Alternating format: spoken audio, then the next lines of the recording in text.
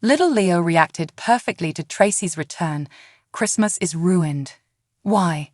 Because Christmas is fun and Tracy hates fun according to him.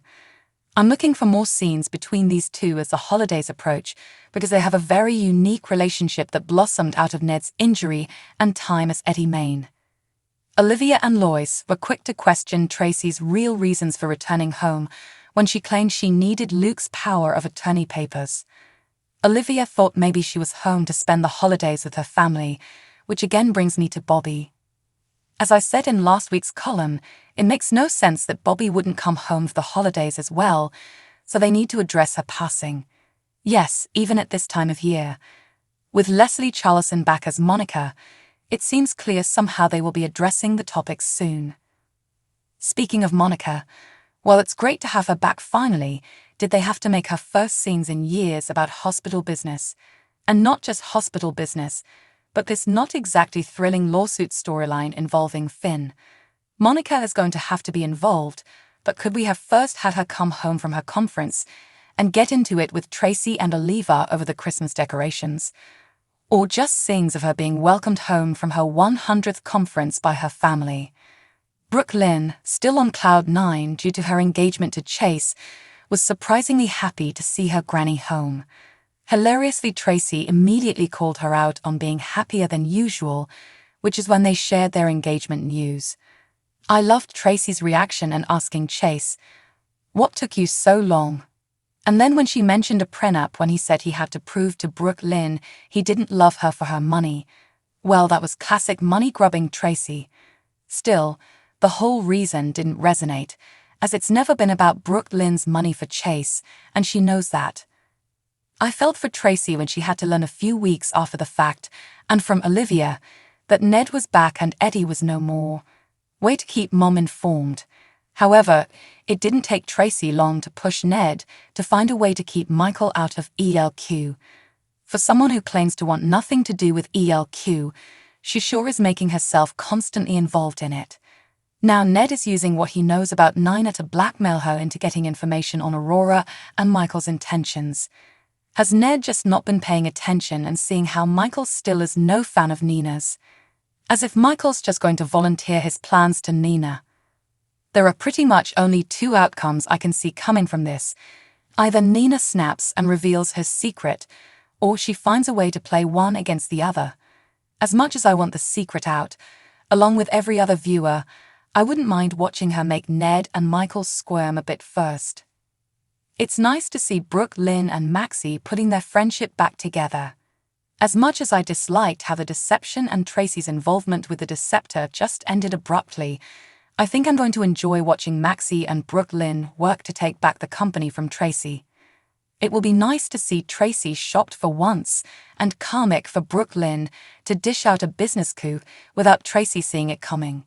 However, I was surprised that Brooke Lynn wants to give the majority of the company to Maxie. Has Tracy's animosity towards Lucy rubbed off on Brooke Lynn? I thought she thought of Lucy as a friend too, well, now a former friend. So why is she so quick to screw her out of the company she started? Thanks to Dante locating the locker and the lockbox belonging to Forsyth, we finally know what this failed op that Forsyth and Anna were involved in was about.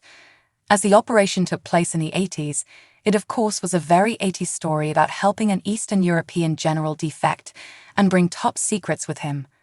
The general died, a lot of money went missing, and Forsyth looked terrible as the one in charge. Dante also found passport photos in the documents of Anna, Forsyth and Brennan, the latter of whom he doesn't recognize.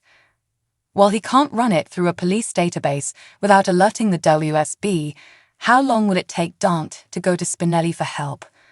Also, the scenes between Dante and Sam, and her concerns about his safety, were well written and acted. I'm finding myself finally used to these two as a couple and find them believable. It felt awkward at first, but it no longer does, unlike Finn and Liz. As for Brennan, a lot of viewers have noted Carly seems to lose her brain when she's around him. She once deduced he was a spy, or ex-military, and then went on to blab about her ex and how she knows things.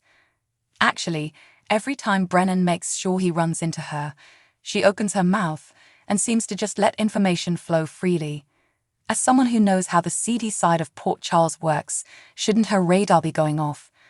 Brennan keeps making it a point to run into her, or stop by her business, and then rush off. "Hello, Carly. Are you not getting any bad signals here?" As someone who is so protective of her kids, she volunteered some useful information to Brennan about Donna's soccer practices, basically inviting the baddie to kidnap the kid. Like Carly, viewers have also been calling out Eva's out-of-character behavior as of late. Rather than being the fierce femme fatale we're used to, she's become a paranoid hand-wringing recluse. Carly is right, she needs to go to Sonny with what is happening. Hell, she already told him she thought she killed Nicholas, so how is this any worse? The conversation between Sonny and Christina about Blaze was very heartwarming, especially his noting that she lights up when around Blaze. With Sonny and Blaze pushing Christina to think about what she wants out of life, and TJ fearing Christina is going to back out of the surrogacy, it's feeling as if something is going to go wrong. General Hospital has a habit in its writing of dropping clues of what is going to come next, to the point it often is too predictable as a fan of the genre.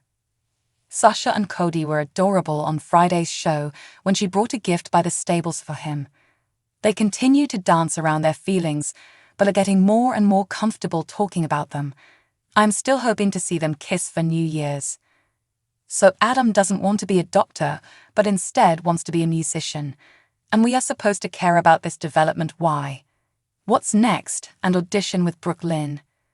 Dex opened up to Joss about his parents' screwed-up marriage, his twisted brothers, and his overall broken childhood, and how Christmas is not a fun time of year for him. So clearly Joss is going to arrange something straight out of a Hallmark movie to make Dex fall in love with Christmas again. Also, how long before we meet some of his family members?